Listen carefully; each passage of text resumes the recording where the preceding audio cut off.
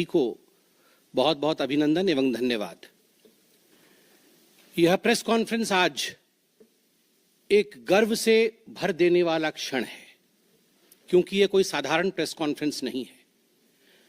मैं बैठा जरूर भारतीय जनता पार्टी के कक्ष में हूं, हेड ऑफिस में हूं, मगर मुझे लगता है मैं केवल एक भारतीय जनता पार्टी के प्रवक्ता के नाते नहीं, केवल भारतीय जनता पार्टी के एक सांसद या कार्यकर्ता के नाते नहीं, एक भारतीय के नाते, एक इंडियन के नाते आज ये प्रेस कॉन्फ्रेंस कर रहा हूं।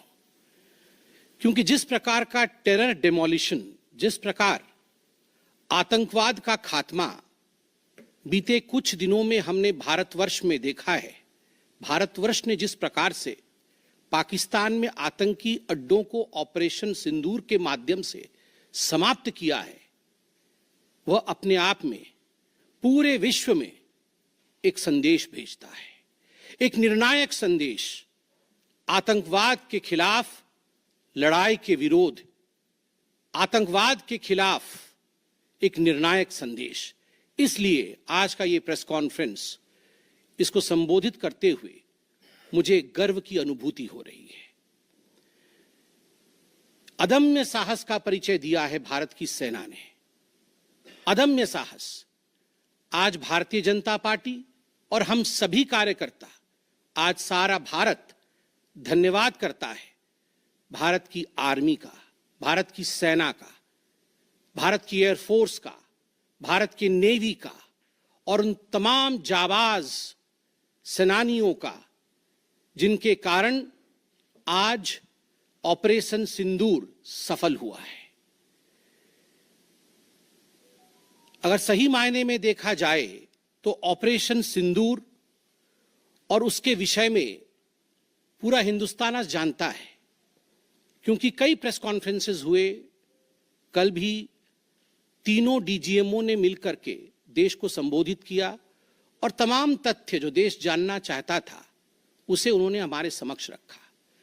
मगर मुझे लगता है कि एक आम नागरिक के भाषा में, बहुत साधारण भाषा में आज मैं आपको बताना चाहूंगा कि ये जो ऑपरेशन सिंदूर हुआ है, किस प्रकार से इससे हिंदुस्तान आतंकवाद के खिलाफ लड़ने में एक निर्णायक भूमिका हिंदुस्तान ने अदा किया है। आप सभी जानते हैं 22 तारीख का वो दिन, that unfortunate day on 22 of April, जब पहलगाम में 26 लोगों का नृशंस हत्या कर दिया गया था आतंकवादियों द्वारा। वह आतंकवादी जो पाकिस्तान से आए थे, वह आतंकवादी जो पाकिस्तान द्वारा प्रशिक्षित किए गए थे, आतंकवादियों द्वारा प्रशिक्षित किए गए थे। उनमें 25 भारतीय थे और एक नेपाली नागरिक था। प्रधानमंत्री श्री नरेंद्र मोदी उस समय विदेश दौरे में थे, सऊदी अरब में थे। प्रधानमंत्री नरेंद्र मोदी तुरंत भारत लौट के आते हैं और उन्होंने जनता की बात को सुना। जनता ने उस समय एक मांग रखी कि आतंकवाद के ऊपर हमला हो, हमें बदला लेना है पहलगाम के इस आतंकवादी हमले का। प्रधानमंत्री ने बिहार की भूमि से ऐलान किया और यह वादा किया कि मैं वादा करता हूं कि जो आपकी इच्छा है कि आतंकवाद के खिलाफ हमला होगा, हम पहलगाम के इस आतंकवादी हमले का बदला लेंगे। We will avenge the death of 26 people. प्रधानमंत्री ने कहा यह जो बदला होगा, यह आतंकवादियों के कल्पना से बाहर का बदला होगा, और जो बदला हुआ वो आतंकवादियों के कल्पना के बाहर का बदला था।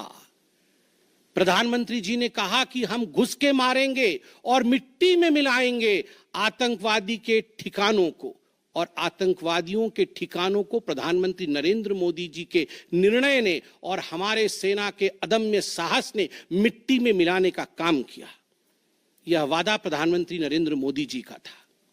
22 तारीख से 7 मई तक लगभग ये 14 दिन आप सभी ने देखा, पूरे भारतवर्ष में एक प्रकार से एक माहौल टेंशन का था, प्रेशर का था कि तुरंत निर्णय किया जाए, तुरंत एक्शन में आया जाए। बहुत सूझबूझ के साथ, सोच समझ करके, स्ट्रैटेजी के साथ पाकिस्तान भी जानता था कि हमला होगा, एयर स्ट्राइक पहले हो चुका था, किस प्रकार सर्जिकल स्ट्राइक पहले हो चुकी थी। पाकिस्तान पूरी तरह जानता था कि इस बार भी छोड़ा नहीं जाएगा, मगर उसके बावजूद पाकिस्तान इतना दिमाग लगाने के पश्चात वह डेट नहीं जान पाया जिस दिन यह हमला होना था। 22 तारीख से 7 तारीख के बीच में कुछ नॉन मिलिट्री एक्शंस जिन्होंने पाकिस्तान को कमजोर किया, वह प्रधानमंत्री नरेंद्र मोदी जी ने और भारत की सरकार ने लिया। ये जो ऑपरेशन सिंदूर है, इसका एक मिलिट्री पोर्शन है तो एक नॉन मिलिट्री पोर्शन भी है। और नॉन मिलिट्री पोर्शन में सबसे बड़ी बात इंडस वाटर ट्रीटी, जो सिंधु नदी समझौता 1960 का था, उसे स्थगित किया गया, अबेयंस में रखा गया। आप सभी जानते हैं लगभग 90% पाकिस्तान जो है इसी पानी पर निर्भर करता है।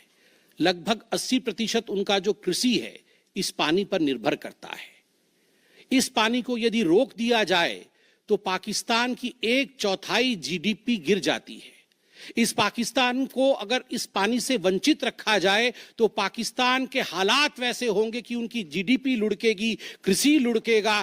केवल कृषि और जीडीपी नहीं, उनके पावर कट्स होंगे और इस प्रकार का माहौल पाकिस्तान में पैदा होगा कि पाकिस्तान एक फ्रजाइल स्टेट के रूप में, अभी भी फ्रजाइल है, और फ्रजाइल स्टेट के रूप में वो सामने आएगा।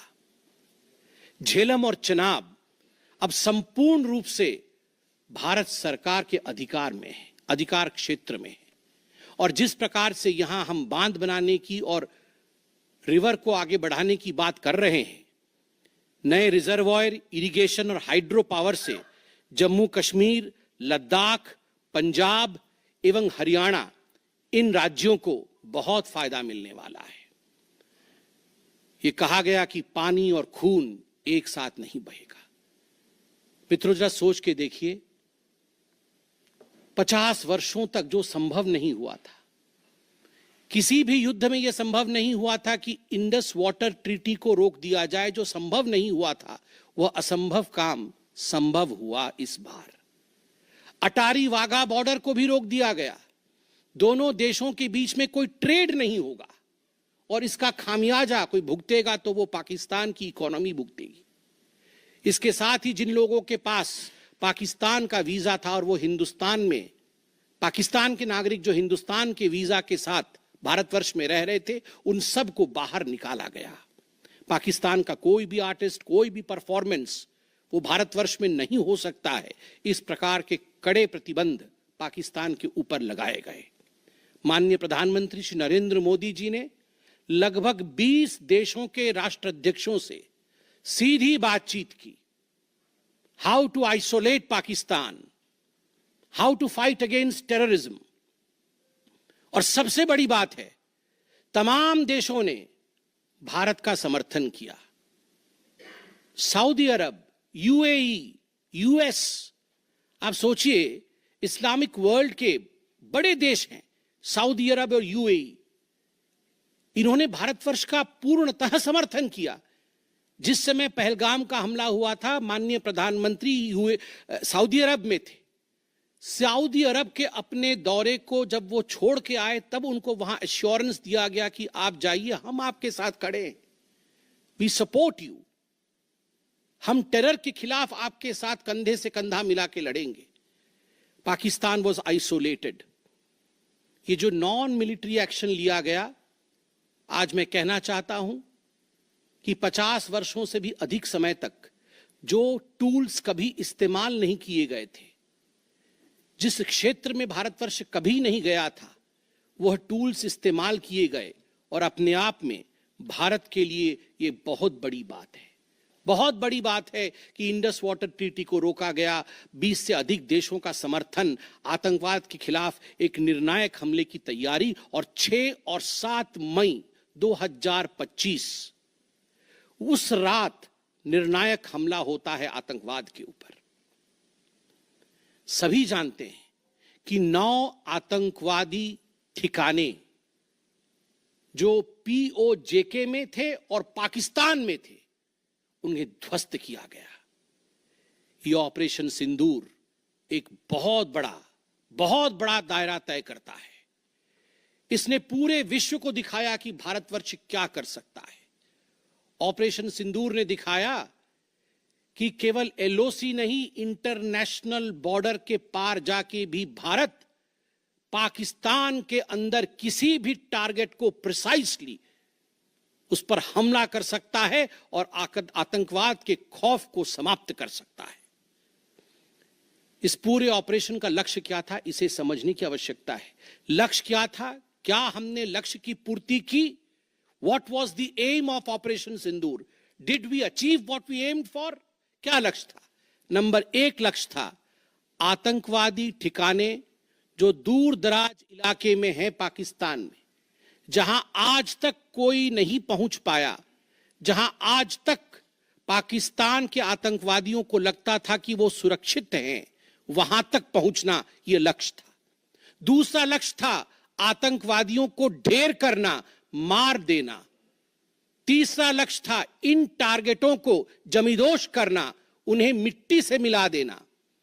चौथा लक्ष्य था इस पूरे काम को करते हुए कोई भी सिविलियन, उसके ऊपर किसी प्रकार से कोई इंजुरी नहीं होना। और अंतिम लक्ष्य था किसी प्रकार के मिलिट्री, जो पाकिस्तान का मिलिट्री या सैन्य बेस हो, उसके ऊपर हमला नहीं करना। अर्थात यह लड़ाई आतंकवाद के खिलाफ थी। यह लक्ष्य था ऑपरेशन सिंदूर का। This was a fight against terrorism and terrorists. क्या हम लक्ष्य को पा पाए? आप देखिए, जब यह हमला हुआ तो 9 ठिकाने ध्वस्त हुए, उनमें 5 POJK में थे, पाक ऑक्यूपाइड जम्मू कश्मीर में, और 4 पाकिस्तान में थे। सबसे बड़ी बात है, पहली बार पंजाब प्रोविंस, जो कि पाकिस्तान का एक बहुत स्ट्रेटेजिक लोकेशन है,